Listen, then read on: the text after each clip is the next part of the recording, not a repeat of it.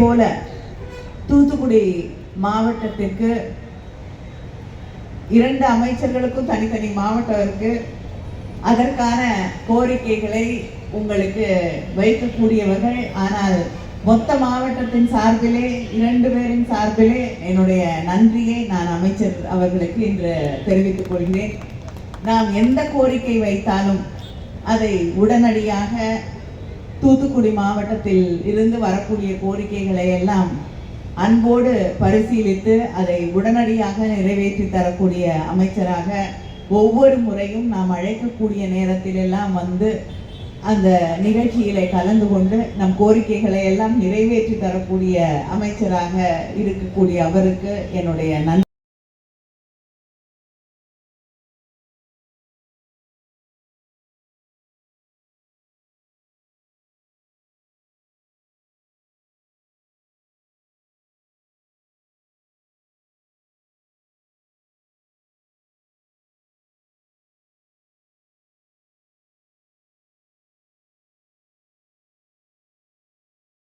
துணை சுகாதார நிலையம் ரூபாய் செலவில் கோவில்பட்டி அரசு மாவட்ட தலைமை மருத்துவமனையில் மாவட்ட ஒருங்கிணைந்த சுகாதார ஆய்வக கட்டிடம் மற்றும் உபகரணங்கள் ரூபாய் 50 லட்சம் செலவில் வல்லநாடு வட்டார பொது சுகாதார அழகு ரூபாய் 35 லட்சம் செலவில் ராணி மகாராஜபுரம் HSC ஆகியவை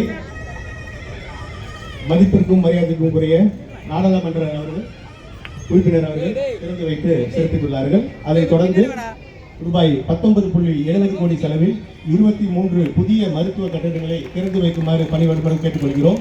ரூபாய் 1.50 கோடி செலவில் முள்ளுக்காடு நகர்ப்புற ஆரம்ப சுகாதார நிலையம், ரூபாய் 1.50 கோடி செலவில் திரேஸ்புரம் நகர்ப்புற ஆரம்ப சுகாதார நிலையம், ரூபாய் 3.50 கோடி செலவில் ஸ்ரீ வைகுண்டம் அரசு மருத்துவமனையில் கூடுதல் கட்டிடம், ரூபாய் 75 லட்சம் செலவில் பண்டாரவிளை நகர்ப்புற ஆரம்ப சுகாதார நிலையத்தில் கூடுதல் கட்டிடம், ரூபாய் 75 லட்சம் செலவில் ஆழ்வார் திருநகரி நகர் உறுப்பினர் கழகத்தினுடைய துணை பொதுச் செயலாளர் கனிமொழி கருணாநிதி அவர்களை அந்த வகையில் இன்னைக்கு கல்வியாக இருந்தாலும் சரி, மருத்துவமாக இருந்தாலும் சரி, தமிழகத்தை எவராலும் வெல்ல முடியாது என்ற வகையில் அது கிராமப்புற சுகாதாரமாக இருந்தாலும் சரி, நகர்ப்புறத்தினுடைய சுகாதாரமாக இருந்தாலும் சரி, அத்தனையும் இன்றைக்கு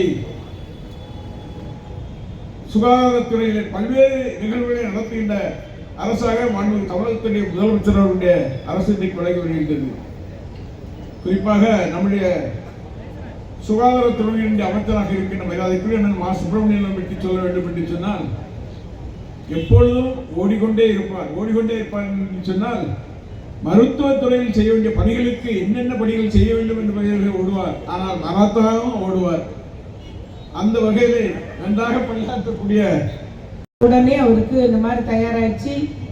4 அக்காவுக்கு அன்னைக்கு வந்து நிகழ்ச்சி இல்லாமல் இருக்கு, அந்த நிகழ்ச்சி வச்சிடலாமான்னு கேட்டபோது உடனடியாக வருகிறேன் என்று ஒத்துக்கொண்டு இது ஒரு அரை நாட்களில் இன்னைக்கு வந்து இந்த நிகழ்ச்சியை ரெடி பண்ணி இருக்குது.